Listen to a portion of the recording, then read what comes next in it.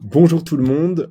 Alors, je vous donne quelques précisions concernant la bascule RPPS dont vous avez tant entendu parler, ou peut-être pas du tout, puisqu'au final, vu la portée du sujet, il y a eu assez peu de communication et d'information, et même pour nous, pour vous renseigner sur le pourquoi du comment et les causes et les conséquences, les informations sont assez peu claires. Assez peu claires pour les professionnels non conventionnés, c'est là où en fait tout le sujet euh, porte à confusion. Donc je m'exprime plutôt pour les psychomotriciens, ergothérapeutes qui ont eu la bascule qui a eu lieu il y a quelques jours. Il y a encore des professions qui vont avoir la bascule du RPPS ces prochains mois, notamment les psys et orthophonistes, il me semble, et d'autres professions. Donc qu'est-ce qui a changé pour vous? En fait, rien. Concrètement, hein. Pour faire simple, ne paniquez pas. C'est juste que vous avez votre numéro ADELI qui s'est converti en numéro RPPS. Conservez quand même votre numéro ADELI sur vos documents, mais vous pouvez maintenant renseigner un numéro RPPS.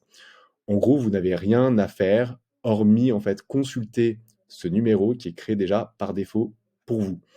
Maintenant, en fait, concrètement, vous êtes référencé sur l'annuaire santé qui était jusqu'à présent actualisé avec toutes les informations des professionnels conventionnés, ou en tout cas avec un numéro RPPS plus non, conventionné, parce que même les orthophonistes y étaient déjà. Donc, par exemple, les psychomotriciens ergothérapeutes, vous pouvez vous retrouver sur l'annuaire santé, ainsi que toute la liste des autres professionnels qui sont dans votre profession et qui ont fait la bascule.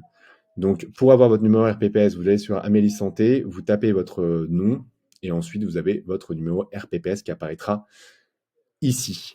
Donc ça, c'est déjà plutôt pas mal. On va vous faire un tuto sur les documents DocOria, comment les actualiser pour que ça apparaisse sur tous vos documents. Je le répète, je préfère que vous gardiez votre numéro ADELI, comme ça vous avez les deux. C'est quand même plus sûr. Ensuite, sur à quoi ça sert? Eh bien, pour le moment, à rien pour tous les professionnels non conventionnés. Ça ne veut pas dire que vous allez avoir une carte CPS comme des professionnels conventionnés qui ont un logiciel de télétransmission.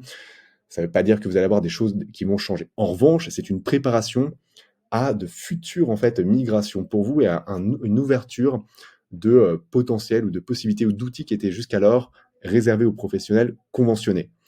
Par exemple, et c'est plutôt chouette, vous allez avoir accès à une adresse MS Santé, vous allez avoir accès au dossier médical partagé du patient, vous pouvez avoir accès au partage de documents, à Mon Espace Santé, bref, faites un peu tous les outils que les autres ont et que vous n'aviez pas jusqu'alors.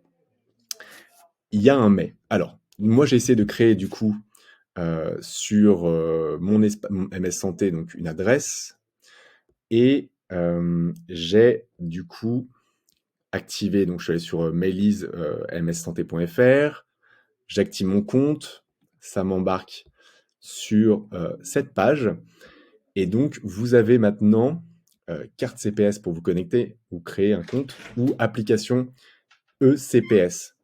Pour cela, vous mettez votre numéro RPPS, vous cliquez donc sur se connecter.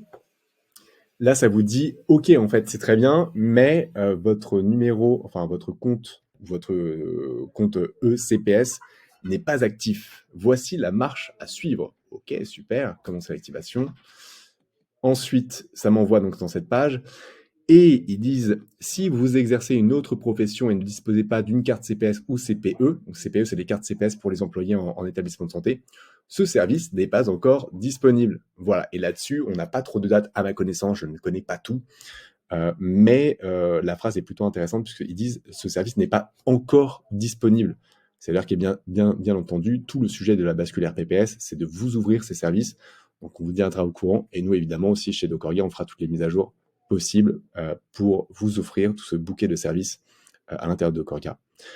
Voilà, pour faire quelques éclaircissements sur ce sujet, j'espère que ça vous aura apporté des lumières. On va vous faire actualiser un article de blog, on va vous donner d'autres contenus, de façon à ce que vous ayez une vue plus détaillée sur ce sujet. On prévoit également un webinaire. Si vous avez des questions spécifiques, n'hésitez pas à les poser, à nous contacter, de façon à ce qu'on puisse préparer les supports de formation nécessaires. À très bientôt!